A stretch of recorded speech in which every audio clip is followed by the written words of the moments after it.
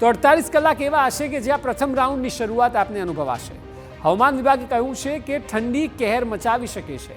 અંબાલાલ પટેલ પણ કહી રહ્યા છે કે ગુજરાતમાં હવે ઠંડીનો ચમકારો રહેવાનો છે અને ડિસેમ્બર મહિનામાં તો જોરદાર ઠંડી પડશે। આ વર્ષે તમામ રેકોર્ડ તોડી શકે છે ઠંડી, એવી આગાહી કરાઈ છે।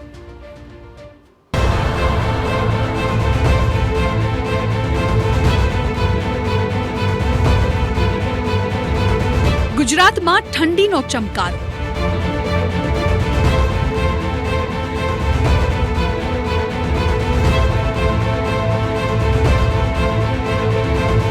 હવે જામી રાજ્યમાં ઠંડી।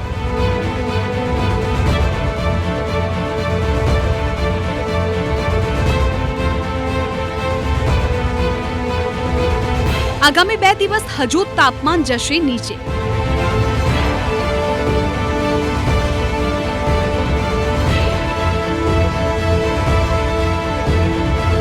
ઠંડી પર અંબાલાલ પટેલની ધ્રુજાવી મૂકે તેવી આગાહી। ગુજરાતમાં હવે ધીમે ધીમે ઠંડી જામતી હોય તેવો અનુભવ થઈ રહ્યો છે। હવે સવારે અને સાંજે ઠંડી લાગી રહી છે, જો કે હજુ પણ આગામી દિવસોમાં ગુજરાત ઠંડુગાર થાય તેવી શક્યતાઓ છે। હવામાન વિભાગે કહ્યું છે કે આગામી 2 થી 3 દિવસમાં તાપમાનનો પારો 2 થી 3 ડિગ્રી નીચે જઈ શકે છે। ઉત્તર પૂર્વીય પવન ફૂંકાતા વધુ 3 ડિગ્રી તાપમાન ઘટે તેવી શક્યતા છે।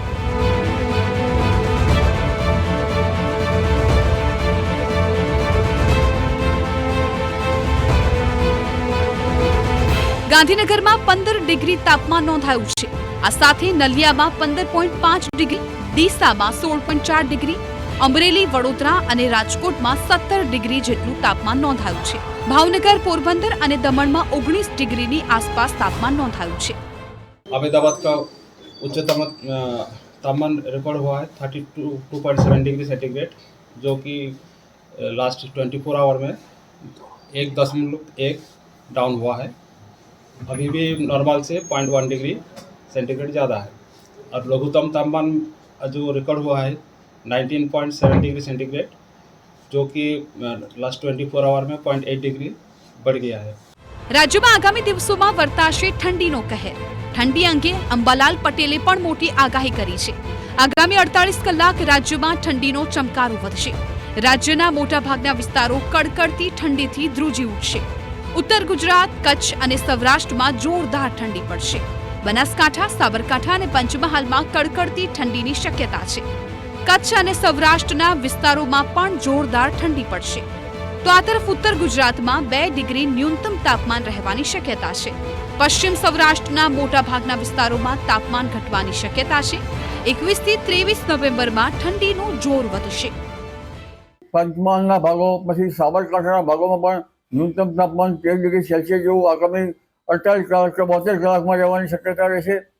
કચ્છના ભાગોમાં પણ ન્યૂનતમ તાપમાન 14 ડિગ્રી સેલ્સિયસ કે તેથી નીચું થવાની શક્યતા રહેશે। અમરેલીના ભાગોમાં પણ ન્યૂનતમ તાપમાન ઘટી શકવાની શક્યતા રહેશે। 1 કલાક ન્યૂનતમ તાપમાન 14 ડિગ્રી સેલ્સિયસ જેવું રહેવાની શક્યતા રહેશે।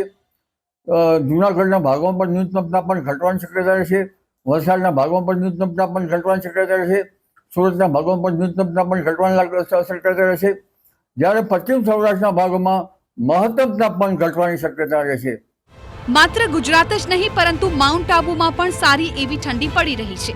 માઉન્ટ આબુમાં તાપમાનનો પારો 7 ડિગ્રી સુધી પહોંચી ગયો છે, જેની પ્રવાસીઓ મજા માણી રહ્યા છે।